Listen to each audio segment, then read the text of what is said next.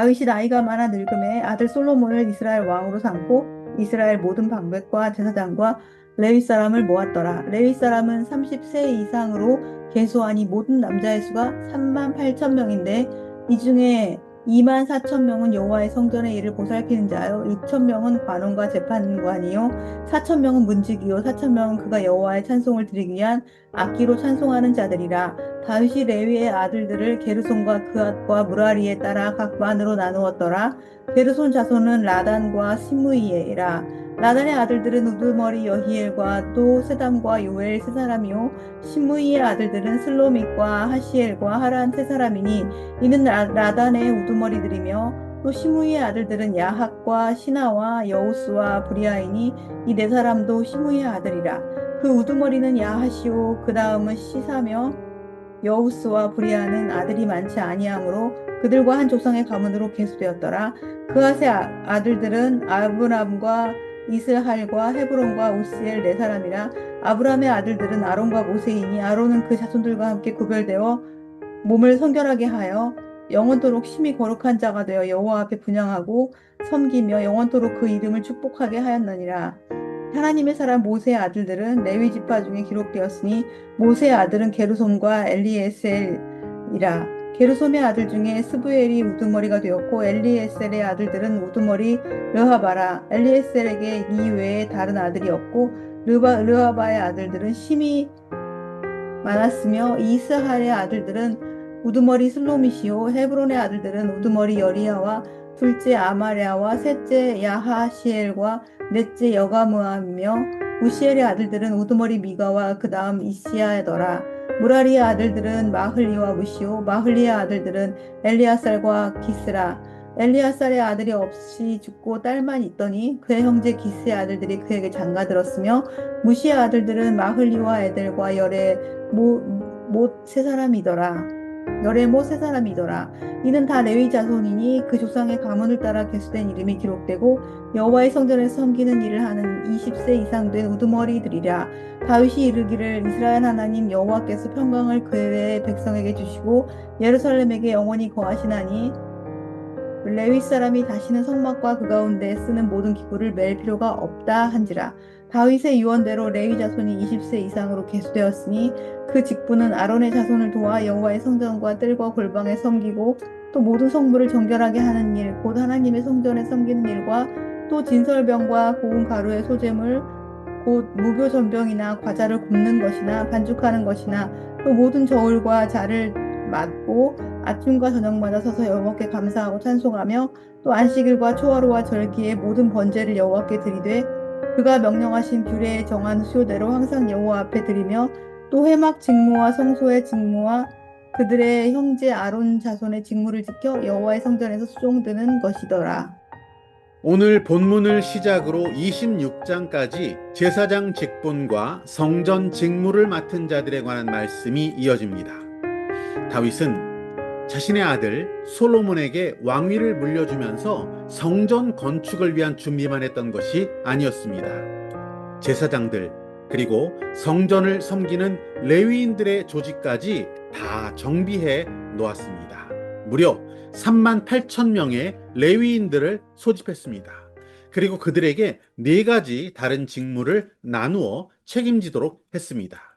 2만 4천 명은 성전을 위해 봉사하도록 했고 6천 명은 행정 및 재판의 일을 감당하도록 했습니다. 그리고 문지기로는 4천 명을 세웠고요. 또 4천 명은 찬양대로 조직했습니다. 아울러서 제사장직을 계승하게 되는 아론의 후손들에게는 하나님께 드리는 날마다의 제사에 그 책무를 감당하는 데 소홀함이 없도록 그는 모든 조직을 정비했습니다. 그렇게 많은 인원을 다양한 성전 일들 그리고 제사를 위해서 빈틈없이 투입했던 다윗. 그가 정말 만들고자 했던 나라, 그가 꿈꾸었던 이스라엘. 그 나라는 어떤 나라였다라고 생각하십니까? 바로 신정 국가였습니다. 하나님이 통치하시는 나라, 하나님이 다스리는 이스라엘을 회복할 것을 다윗은 기대했고 꿈꾸었던 것이죠. 이것은 창조의 질서를 회복하는 꿈이었습니다. 최초의 인류가 살았던 곳이 어디입니까? 그곳은 에덴 동산입니다. 그 에덴 동산의 주인은 하나님이셨습니다. 하나님 말씀에 순종하며 살아가는 나라. 그래서 복을 누릴 수 있는 나라. 그 하나님의 나라가 바로 에덴 동산이었습니다. 하지만 인간의 죄, 타락으로 인해서 그 신정 체제는 무너졌습니다. 인류는 에덴 동산에서 쫓겨나게 되고 말았습니다. 그 이후 고통과 저주의 굴레 가운데 살아가게 되었죠. 그럼에도 불구하고 성경 속 하나님의 사람들은 그 신정 체제, 신정 국가로의 회복, 그 회복을 간절히 바랐습니다. 하나님이 통치하시는 그 나라를 회복하기 위해서 온 힘을 기울였던 것을 우리는 볼 수 있습니다. 모세 역시 그 꿈을 꾸었던 사람이죠. 애굽 왕인 바로의 통치 아래 있었던 이스라엘의 해방을 위해서 그리고 하나님 말씀처럼 내 백성으로 나를 섬기게 하라 라는 그 하나님의 말씀이 이루어질 수 있는 나라. 하나님께서 다스리는, 통치하시는 그 나라를 꿈꾸면서 모세는 출애굽, 애굽을 탈출하는 그 사명의 지도자로서 그 일을 감당했던 것입니다. 오늘 본문 속 다윗 역시 마찬가지입니다. 자기 자신의 왕국을 세우려고 했던 것이 아닙니다. 신정국가, 즉 하나님 나라를 이 땅 가운데 이루기 위한 꿈을 실현하기 위해 자신의 모든 힘을 쏟아 부었던 것입니다. 비록 다윗이 그 꿈을 온전히 이루지는 못했지만 다윗의 후손으로 오신 메시아 예수 그리스도께서는 신정국가 하나님 나라를 본격적으로 이 땅에 선포한 분이셨습니다. 뭐라고 말씀하셨습니까? 이 땅에서 사역을 시작하시면서 우리 주님은 이렇게 외치셨습니다. 회개하라. 천국이 가까이 왔느니라. 회개하라. 하나님 나라가 가까이 왔느니라. 신정국가, 하나님의 나라가 이 땅에 도래했음을 주님은 선언하셨던 것입니다.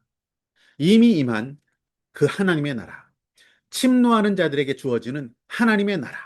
그 나라는 이제 마지막 날, 우리 주님이 다시 오시는 날, 새 하늘과 새 땅으로 완성될 것입니다.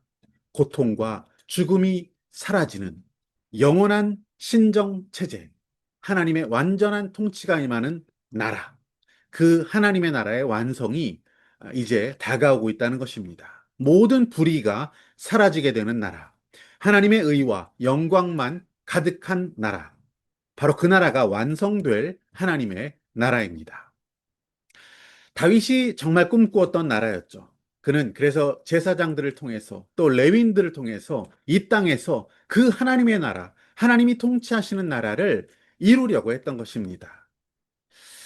다윗은 아들 솔로몬을 통해서 여호와의 성전을 건축하게 했고요. 또 하나님의 임재 공간을 그 성전을 통해서 확보하려고 했습니다. 레위인 3만 8천 명을 직무별로 분류해서 조직해서 결국 예배와 통치가 하나로 통합되어지는 국가, 신정체제, 그 나라를 구축하려고 했습니다. 다윗이 디자인했던 나라, 정말 바랐던 나라, 신정국가는 불완전했습니다. 하지만 장차 완성될 하나님의 나라, 그 나라에서 우리는 우리 주님과 함께 영원히 다스리게 될 것입니다. 아모스 선지자는 바로 그 하나님의 나라의 완성을 비전으로 바라보며 이렇게 선포했습니다.